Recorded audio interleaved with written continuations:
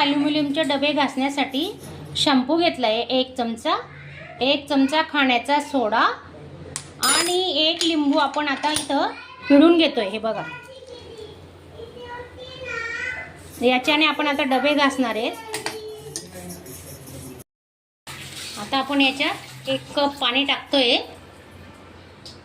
पाणी टाकून आता चांगलं मिक्स करून घेऊ। आणि हे बघा कसे डबे निघतात, आपण बघतोय। आता मी तुम्हाला घासून दाखवते। स्टीलचा डबाही तुम्हाला घासून दाखवते। आमच्या मावशी आहेत, ललिता मावशी, आणि हे बघा एवढा चमकतात ना, स्टीलचे तर डबे खूपच चमकतात। हे बघा तुम्ही पाहू शकता। आता धुतल्यावर दाखवणार आहे। किती छान चमकतोय। आता तो सुकल्यावर आपण पुसून घेणार आहेत। हा स्टीलचा डबा आहे। आता ॲल्युमिनियमचा दाखवते।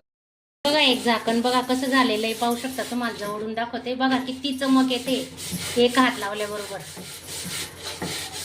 आमच्या मावशींची मदत असते, मला खूप मदत करतात। हे बघा,